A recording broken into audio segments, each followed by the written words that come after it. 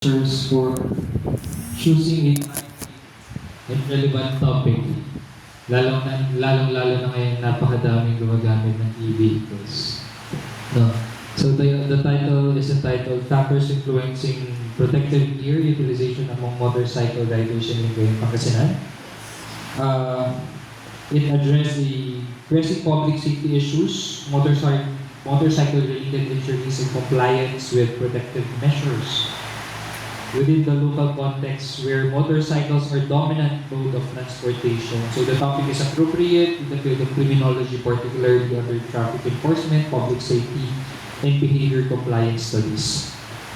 The integration of personal, social, and regulatory factors demonstrates an attempt to provide a multidimensional understanding of the riders. We are going to focus on your chapter 4 and chapter 5 because we are done with chapter 1, 2, and 3. However, there are some comments and suggestions, but we are just going to put it in your manuscripts. Okay?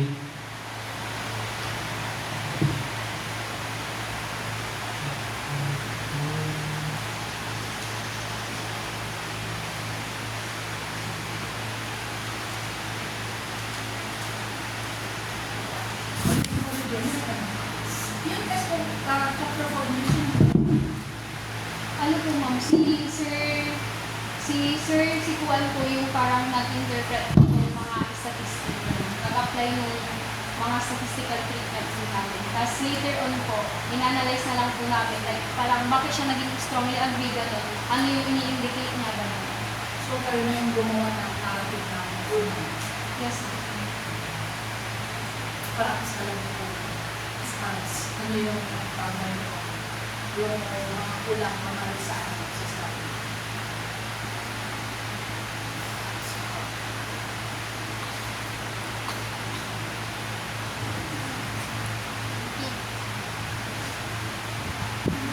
Yung next chapter, explain mo na age,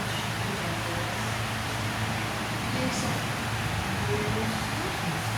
ano kaya kaya?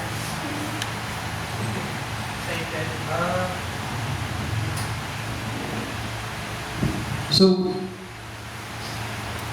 you use the phrase factors influencing protective gear. So, how did you statistically prove that these factors influence the behavior?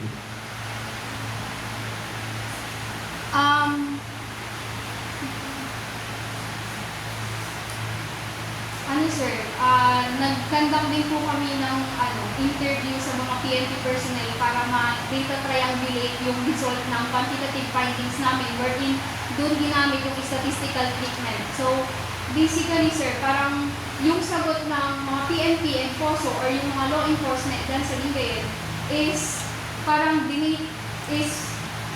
parang kinonbine namin and in-interpret namin if they are magtutugma. So, aside from weighted mean, you use interview Yes.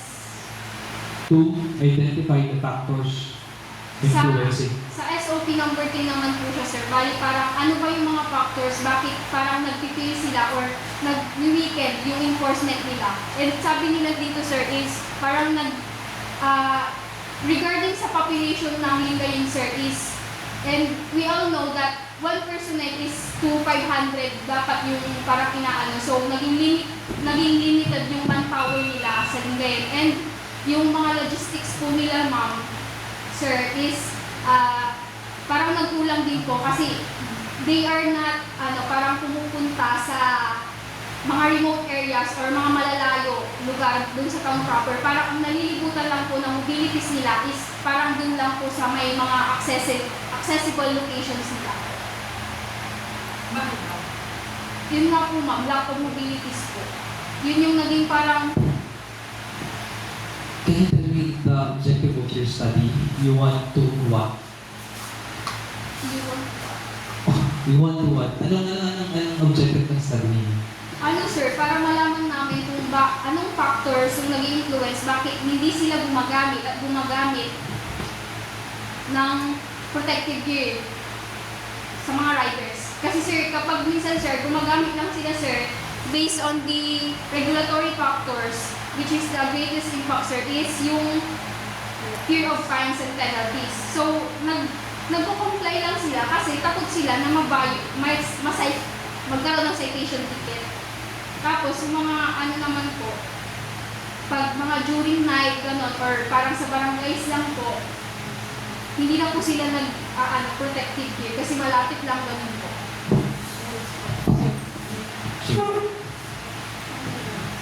Okay, let's go with your table 1.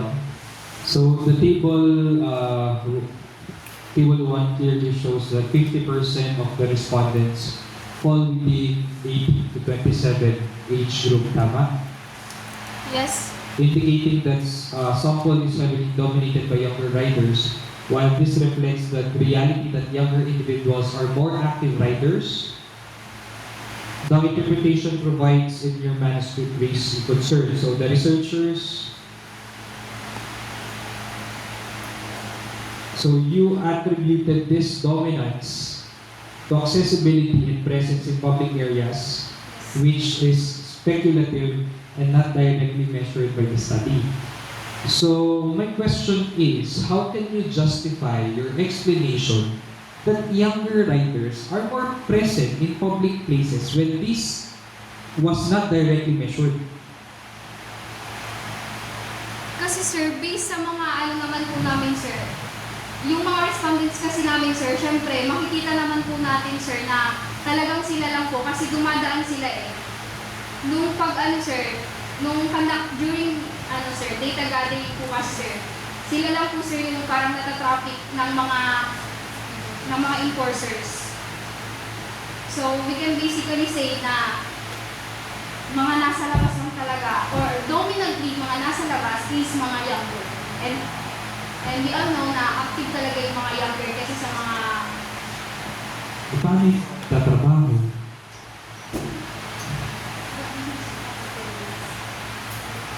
Kasi di ba, sabi nyo, ilan to?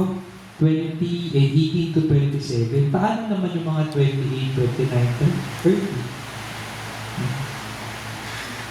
Hindi kaya, sure kayo na dahil sila yung mga nasa labas? Yun yung reason bakit sila yung majority ng respondents?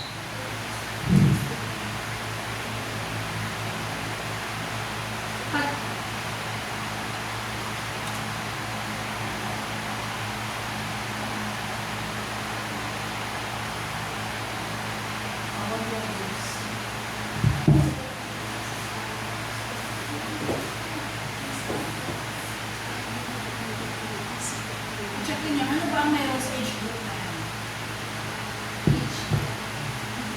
Sa age group yan, Most of them kasi mga estudyante yung mga nag-motor ganun po.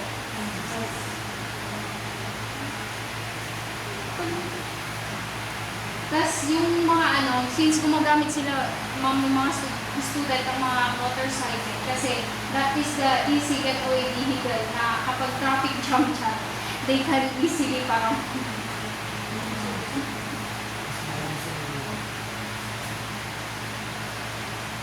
habang brother yung age group, bakit mababa naman ka habang tumatanda? Ano yun ang hindi yun sa data yan. ano yung Habang tumatanda kasi, lalong bumaba pa yung mga gumagamit ng motorsiklo. Bakit kaya? ano mo, based on my experience ko, yung lolo ko po is hindi na po siya pinapayagan pag-motor kasi sa ano na po niya, parang capability. So, parang sinasakay na lang siya sa mga 4 wheels yun. So it's because you can put that consultation about regarding health and overall physical ability. How about those in the people?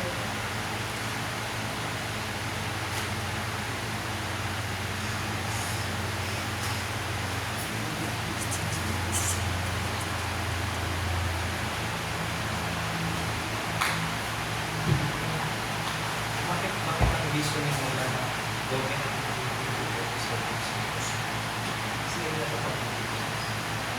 Mas kailangan sa mga diba? Hindi siya nailagay na sa chapter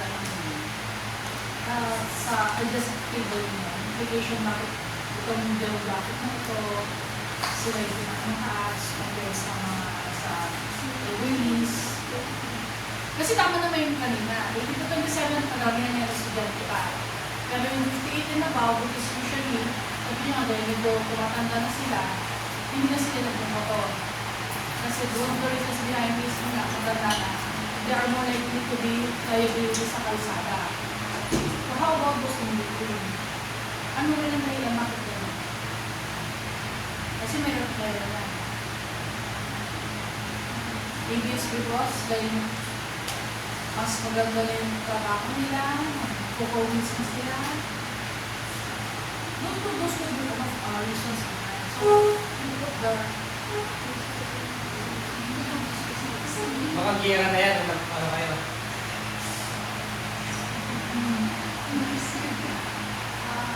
Kasi ma'am, nung nag-interview po kami, ay nag-survey po kami, tumatanggap po sila magpasagot, ay magpasurvey. Kaya mas madami yung mga kabataan na but you could also put that one in your kasi may target nga kayo, diba? Parang may mag-game sumagot yung kabataan. Diba? Yun nga, kaya siguro ayaw nila, istobo po sa lahin nila. Sa nila po.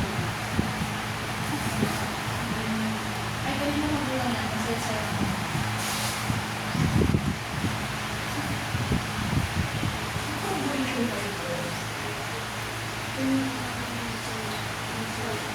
nagay kayo ng corroboration ka pala. Wala po ma'am. Parang sinabi ko lang po dun sa after ng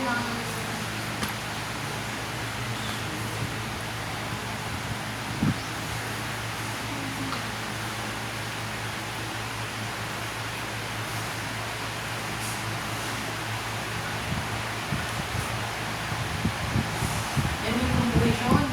Yung tingnan. Yung pag-sabi ninyo. ay hindi ko ma'am, hindi po namin nilagay. Pero sa mga Kasi yung manuscript ng Nasa nasa table 4 ako. Sabi niyo dito, in your table 4 is one of the strongest and most important findings of your study. It clearly demonstrates that helmet and reflectorized vest are consistently used. Tama? Other protective gear, especially elbow and knee pads, are rarely used. However, bakit kaya? Bakit kaya mas ginagamit nila ang helmet at reflectorize? kasi yun po sir yung nasa parang legally required kumbaga. Wala pang parang municipal ordinances lang sir kumbaga pag mga knee pads and elbow pads yung sir. Additionally po sir, yung sa elbow and knee pad sir, kinoconsider po siya ng rider as optional lang po. Hindi siya magbago. Hindi siya man. Unlike sa helmet and reflectorized vest, yung may law na nagpapatay. Also, doon sa naka-indicate si helmet at saka sa reflectorized vest. Hindi po, magkahiwalay po. Provincial Ordinance po, 2024-325, yung sa may reflectorized vest po, tapos 150 po naman sa helmet vest po. Kasi pag gano'n na, provincial, syempre din lang sa Yes, ma'am. Ito lang po sa pero kung batas siya talaga, ano yan, hindi siya makikipag-ibig sa akin.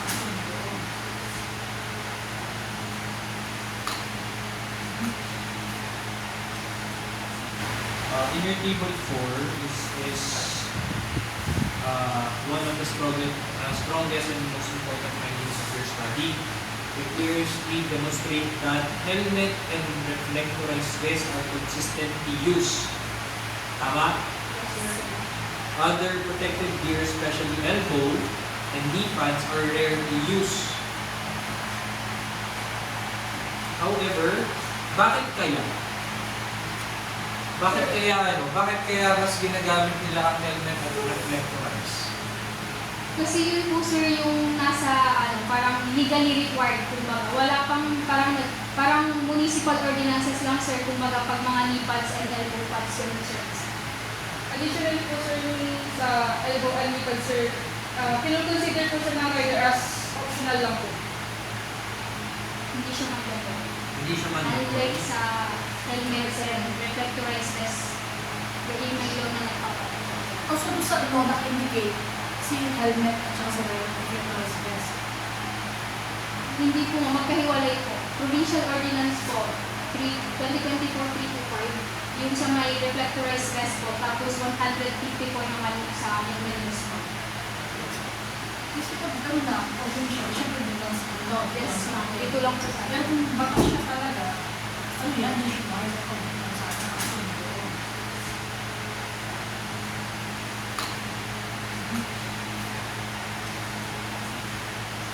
Bakit kaya? Maliban sa ano siya? Were you able to ask bakit optional lang para sa kanila kung eh yun yung madalas di ba, pag nababangga, ay didisgrasya. Pag di Sila sa yung ano, silip lang na didisgrasya. Kasi Ito lang, ito kasi yung tinutuko nila. Yes. Since yun ang tinutuko nila over their head, matanong mo kaya, bakit optional lang sa class?